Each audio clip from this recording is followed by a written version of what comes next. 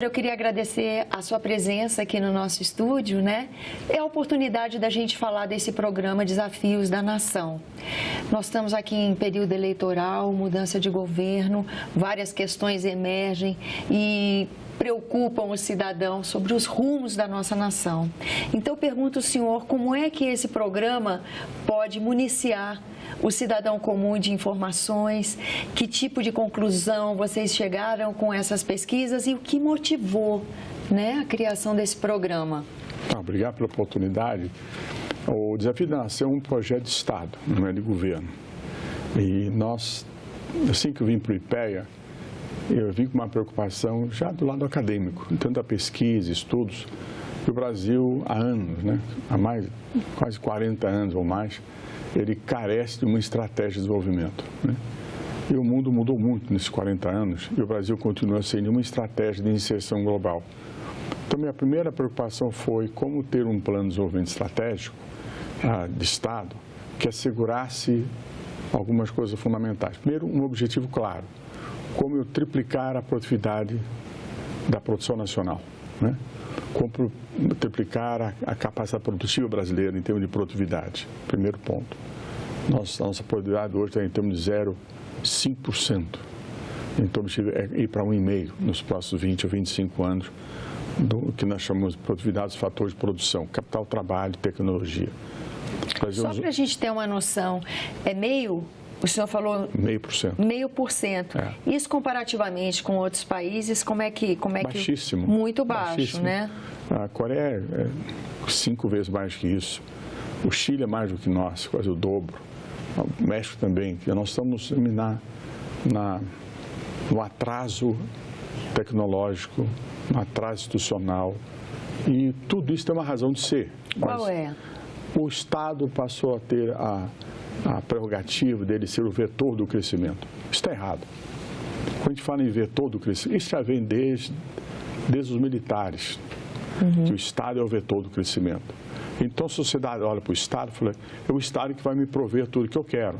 E qual seria o papel ideal do Estado? Ele ser o articulador do desenvolvimento, não o vetor. Ele não seria o agente que promove o desenvolvimento, ele cria condições. Com a sociedade, com o seu produtivo, com o demais, a forma de desenvolver. Em sendo vetor, quer dizer o seguinte, e alguns partidos pensam assim aqui no Brasil ainda, ser vetor significa o seguinte, o Estado dá o direcionamento do desenvolvimento. O que quer dizer isto? Mais impostos, mais dívida, mais gasto fiscal. Quer dizer, o crescimento se dá pelos gastos fiscais, quando devem ser dado ou ser feito pelo mercado de capitais. Quer dizer, acho que quem tem recursos de longo prazo e com maior eficiência alocativa é o mercado de capitais brasileiro e internacional. Agora, essa é uma questão que gera debate aqui no país, né? Esse papel do Estado, né? O debate é natural. Pelo seguinte, nós estamos viciados. Quando você está viciado a se alimentar com uma certa proteína, mudar de proteína, você questiona aquela proteína. Por que dessa proteína nova? Ou por que desse novo medicamento? Por que desse novo cardápio? E o senhor acha que é nesse momento que o país está? Isso é estar num cheque, estar em xeque com os seus paradigmas e valores? Eu acho que ainda não. Ainda a sociedade e acho que as classes políticas não entendeu a importância da globalização. Não é? Então, nós não temos nenhuma uma estratégia clara de inserção no economia global. O Brasil tem muito mais receitas protecionistas do que receitas de participação da economia global. Como um país desfrutar do progresso mundial, não. Como eu assegurar o meu mercado interno. Esse é um erro que se plantou na década de 50 no Brasil e está até hoje. Nós estamos atrasados por uma opção, não por vocação, por opção. E aí essa pesquisa, esse trabalho que o IPEA apresenta, vem justamente em municiar, é isso? Municiar quem vai gerir esse país um outro viés, uma outra perspectiva? Perfeito. Esse trabalho de Desafio da Nação foi coordenado pelo IPEA, concebido pelo IPEA, mas feito em conjunto com a sociedade. Vários pesquisadores, educadores, especialistas em áreas que nós não temos nem todos os nossos profissionais, ou temos poucos, fizeram com a sociedade. Então, são 17 itens que nós cobrimos nesse primeiro trabalho, que tem um objetivo claro. Então, o objetivo é como triplicar a nossa produtividade. E o que é a importância dele, que foi uma preocupação da diretoria do IPEA? Diagnóstico nós já temos de muitos diagnósticos. Quais são as proposições? Todos os capítulos, a riqueza deles são as proposições que possam triplicar, de fato, a produtividade nacional nos próximos 20 ou 25 anos. Então, é assim, é um manual, é uma coletânea de ideias viáveis, muito bem discutidas do ponto de vista teórico e acadêmico e com o setor empresarial, que pode, de fato, dar uma virada no Brasil. Então, o que significa essas proposições?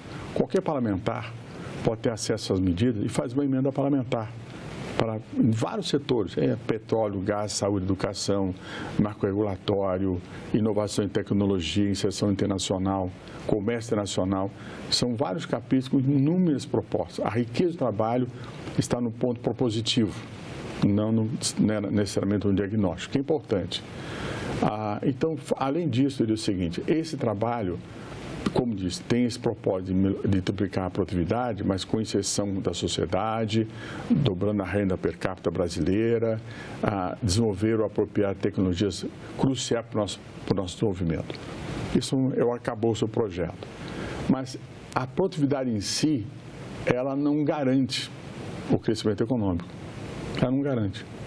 Se você não assegurar a produtividade, ela se desfaz. Então, o segundo relatório diz respeito à segurança do desenvolvimento. Ele tem uma riqueza enorme. Meramente sim, foi uma comparação. Você tem um profissional, uma formação, um médico, né, com alta capacitação no que ele faz, e ele vai trabalhar numa região do país que os hospitais sequer têm esparadrapo. Ele não funciona, entendeu?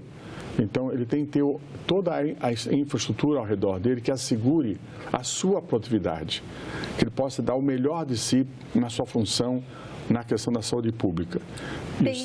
Desculpa interromper o senhor, mas tem uma questão em relação a isso. Esse trabalho do IPEA, nesse exemplo prático que o senhor dá, como é que ele atua?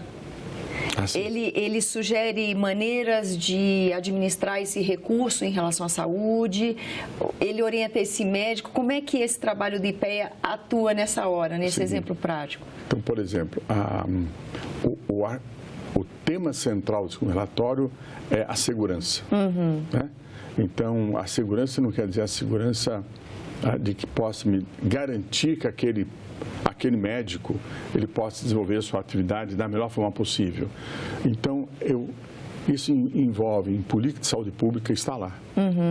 Que assegure os recursos para, por exemplo, que a parceria público-privada não seja concorrencial, mas sejam complementares. Ou o setor público quer a parceria com o SUS para ter os mesmos recursos do SUS. Acho que tem um erro de foco. O SUS tem uma função clara. O setor privado pode sim fazer parceria com o SUS para complementar o SUS. Aonde? Na gestão, por exemplo. O SUS é muito mal gerido. O setor privado tem uma capacidade muito forte na gestão dos recursos, na alocação dos programas do SUS, por exemplo. Bom Deus, um outro exemplo que pela primeira vez a Defesa Nacional, né, é chamada a fazer parte de um relatório de desenvolvimento do país. É a primeira vez que nós chamamos a área de Defesa Nacional para compor esse nosso relatório, focado na segurança. E, curiosamente, o que se trata a segurança para a Defesa Nacional? Não é ter mais armamentos, não se trata disso. Tem uma série de investimentos que são importantes, que estão listados lá. Mas é fundamentalmente como assegurar a soberania nacional. Esse é o foco. Entendi. Na área de alimentação, não é só você ter mais produção de grãos e commodities, mas como assegurar a alimentação do povo brasileiro. Professor, eu agradeço a sua presença aqui conosco. Muito obrigado. Eu é que agradeço.